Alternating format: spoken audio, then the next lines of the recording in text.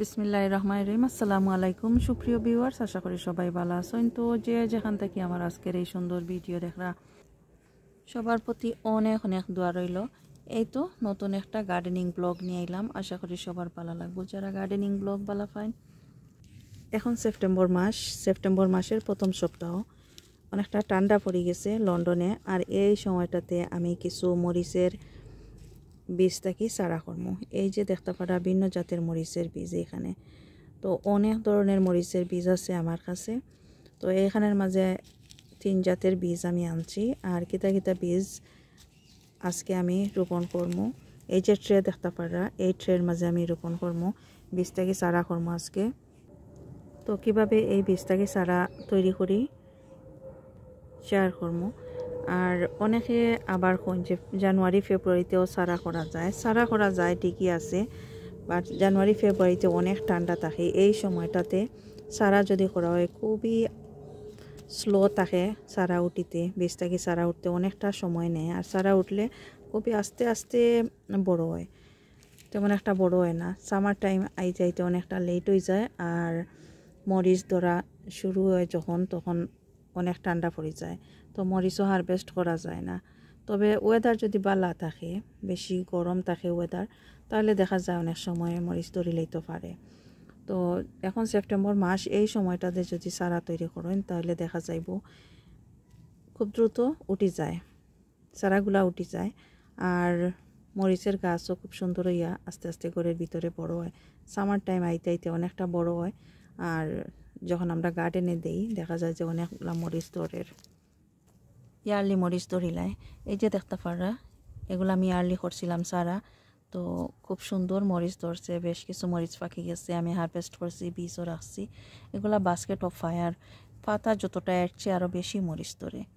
এই যেগুলো আমি আসলে গার্ডেনে রোপণ করতে অনেকটা সময় নিছি, অনেকটা সময় পরে আমি রোপণ করছি, টাইম পাইছিলাম না। তারপরেও লেটে রোপণ করার পরেও দেখা যায় মাশাআল্লাহ শুধু মরিচ আর মরিচ। দেখতে পারা কত সুন্দর সুন্দর মরিচ, অনেক সুন্দর মরিচ। নিচের দিকে তাকাইলে দেখা যায় যে শুধু মরিচ আর মরিচ, উপর দিকে আসলে এতটা বোঝা যায় না, নিচের দিকে দেখা যায় যে কত সুন্দর সুন্দর মরিচ গাছের মাঝে। এগুলো আমি আসলে সেপ্টেম্বর মাসে চারা করছিলাম। বিভিন্ন জাতের মরিচ আছে আমার গার্ডেনে, যে রাউন্ড শেপ, খুব সুন্দর। আজকে আমি এই যে ব্ল্যাক চিলি যেগুলা, এই মরিচ যে আছে এগুলার চারা করবো, দেখতে অনেক সুন্দর লাগে, একটু লম্বা সাইজের এগুলা করবো। আর লেমন ড্রপস করবো। এই যে লেমন ড্রপস কিছু আছে অলরেডি আমি হারভেস্ট করছি, গাছও সেল করছি। এই যে লেমন ড্রপস, ছোটো ছোটো লেমন ড্রপ, টিয়ার ড্রপস অনেকে কইন। নাগামরিচের মতো গ্রান থাকে, জালও থাকে। প্রচুর মরিচ ধরছিল গাছের মাঝে। এই যে এখনও অনেক মরিচ আছে, খুব সুন্দর মরিচ। সাইজটা তেমন একটা বড় হয় না, এই যে এতটুক বড়, এর থেকে আর একটু বড় হয়। আর বেশ জাল আছে, আর মরিচগুলো খুব সুন্দর গ্রান। যেহেতু অনেক জাতের মরিচ আছে আর মরিচের বীজও আছে, তো আলাদা আলাদাভাবে আমি করবো আর নাম লিখে রাখবো এই ট্রের মাঝে কোন বীজ দিয়ার। তো প্রথমে আমি দিয়ার এটা লেমন ড্রপসের বীজ দিয়ার, এটা লেমন ড্রপস। অনেকগুলা বীজ আছে আমার কাছে। বীজ দেওয়ার আগে এইখানের মাঝে আমি কিছু কম্পোস্ট দিয়ার, মাল্টিপারপাস কম্পোস্ট, এটা দেওয়ার স্পেশাল কোনো কম্পোস্ট না, এটা নর্মাল যে মাল্টিপারপাস কম্পোস্ট আমরা গার্ডেনে ইউজ করি। বীজের লাগে আলাদা আছে, চাইলে আনতে পারবা। আমি সবসময় এই ঘরের মাঝে যা আছে এগুলা দিয়েই চারা তৈরি করি।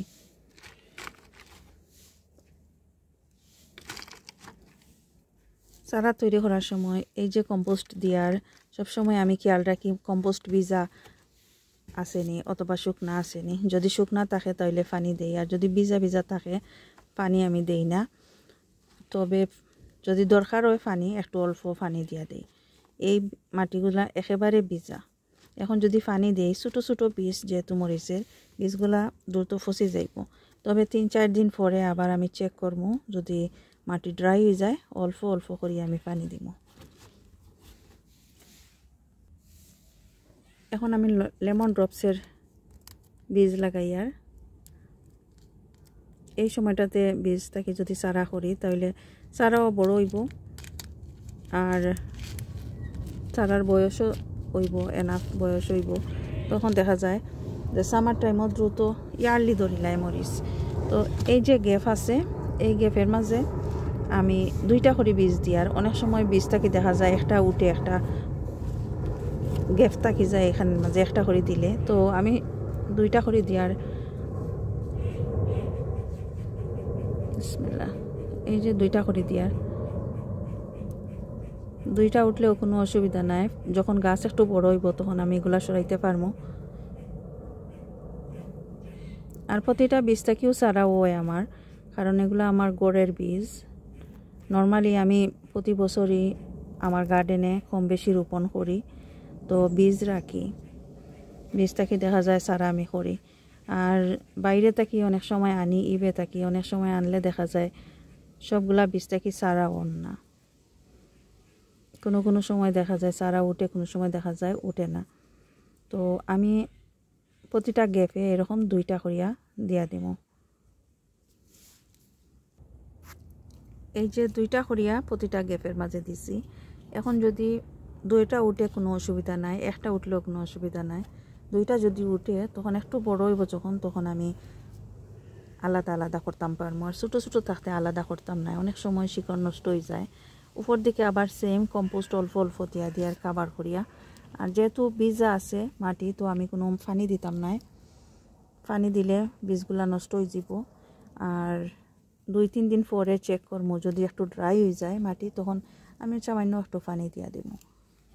যারা বীজটাকে চারা করতে চান এই সময়টাতে করিয়া নিতে পারবা। কাঁচামরিচ, নাগামরিচের চারা এই সময়টাতে করলে দেখা যায় সামার টাইমও আমরা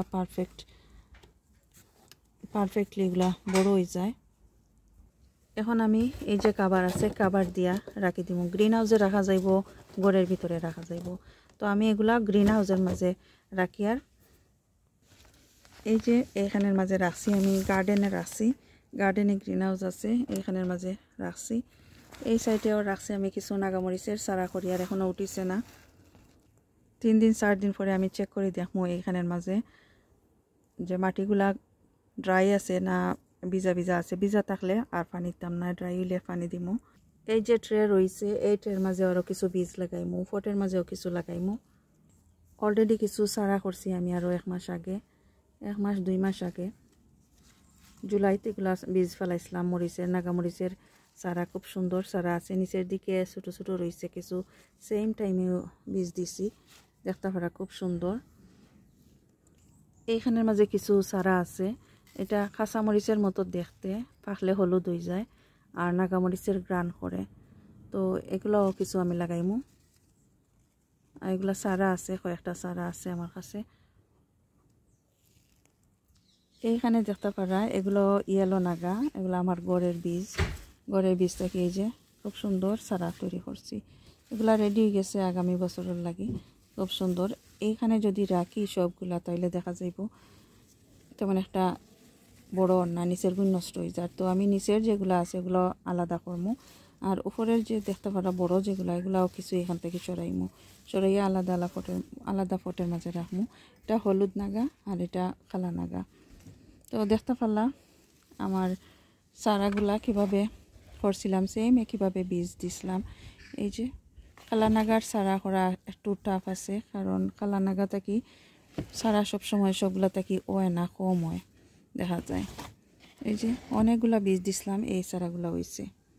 তো যাই হোক, এগুলাই আমার লাগিয়ে না, এটা হলুদ নাগা আর এগুলা কালা নাগা। তো আরও কিছু কাঁচামরিচের বীজ আছে আমার কাছে, different variety. Basket of fire আছে, F1 এপিস F1 চিলি আছে, আর অনেক জাতের চিলি আছে যেগুলার বীজ থেকে চারা করবো। তো যদি ভালো লাগে আমার আজকের এই ভিডিও, লাইক শেয়ার কমেন্ট করবা। যারা অলরেডি সাবস্ক্রাইব করছেন থ্যাংক ইউ সো মাচ। আর নতুন যারা আছেন সাবস্ক্রাইব করে আমার চ্যানেলের পাশে থাকবা। ভালো থাকুক সবাই, এখানেই বিদায় নিচ্ছি, আল্লাহ হাফেজ।